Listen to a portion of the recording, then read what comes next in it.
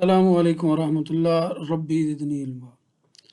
तो नाइन्थ के चैप्टर 1 के इंट्रोडक्शन टू सिस्टम के अंदर आज हमारा टॉपिक है कम्युनिकेशन का। What is communication?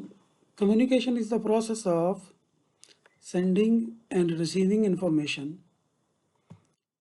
आपने इंफॉर्मेशन सेंड भी करनी है और रिसीव भी करनी है between peoples. It can be verbal, ये ज़बानी भी हो सकती है और नॉन वर्बल भी हो सकती है, and can take place between individuals और ग्रुप्स। तो इनफरादी तौर पे भी हो सकती है ये कम्युनिकेशन, और ग्रुप्स के दरमियान भी हो सकती है।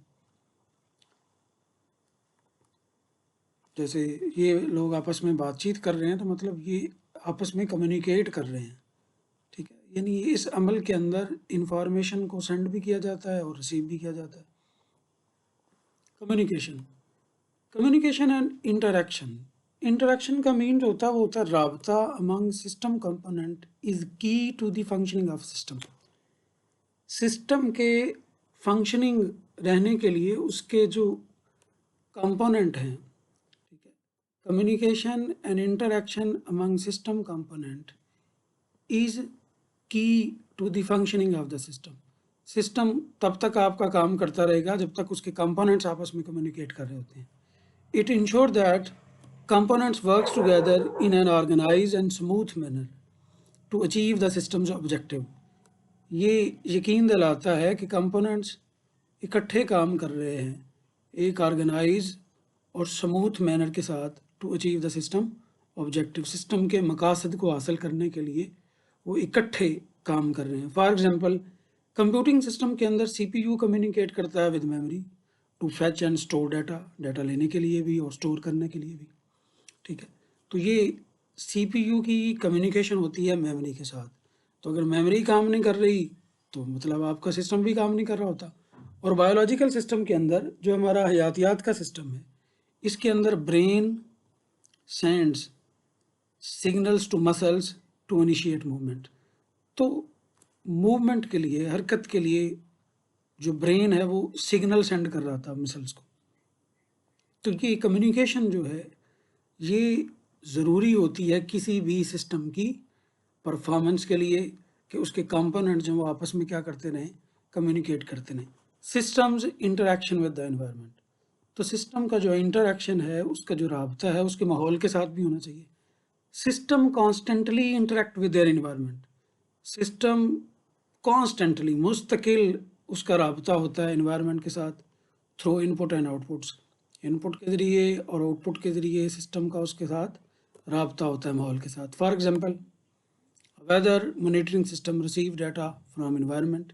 इन्वायरमेंट से डाटा लेता है, इन्वायरमेंट सेंसर से, and provide the current status of the weather and future forecast. उसकी पेशीन गोई करता है यूज़र्स को कि आगे हमारा जो मौसम है वो कैसा हो सकता है। कंप्यूटिंग सिस्टम की अगर हम बात करें, in computing systems computer interact, ये दी जो है इसके बुक के अंदर टाइपिंग मिस्टेक है। Computers interacts and communicate with peripheral devices.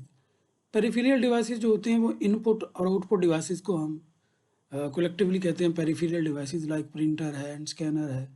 और बायोलॉजिकल सिस्टम के अंदर एनिमल्स इंटरेक्ट करते हैं प्लांट के साथ and other animals forming a food chain. तो एक चेन बनती है, ठीक है। ये चेन अगर आपको दिखाई जाए तो पहले हम देखते हैं कि सिंपल सिस्टम्स जो है वो क्या होते हैं। जैसे आपका वाटर हीटिंग सिस्टम है, ठीक है। ट्रैफिक लाइट सिस्टम है, ठीक है। ट्रैफिक सिग्नल्स जो हैं, स्क्रू गेज सिस्टम है। ये सारी की सारी सिंपल सिस्टम्स के एग्जांपल हैं। तो सिस्टम का सिंपल भी हो सकता है और कॉम्प्लिकेटेड भी हो सकता है। तो ये द वेब ऑफ लाइफ है, ये फूड चेन है जिसकी बुक वाला भी बात कर रहा है। तो उसके अंदर आप अगर देखते हैं तो ये ग्रॉस हॉपर जो है उसको मेंढक कहा जाता है। मेंढक जो है वो स्नेक की ग़िज़ा बन जाता है, ठीक है। तो ये एरोज़ के साथ शो किया गया है, बाकी आप ज़रा इस पे गौर खोज करें। उम्मीद है कि हमने इसके अंदर जो है वो ये समझ गए हैं और समझने के काबिल हो गए हैं कि कम्युनिकेशन क्या होती है। कम्युनिकेशन राबता होता है सिस्टम के अज्जा के दरमियान, is key to the functioning of the system.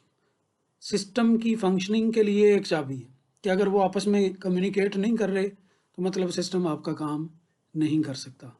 ठीक है, तो अल्लाह आपके लिए और मेरे लिए आसानियाँ पैदा फरमाए, आमीन।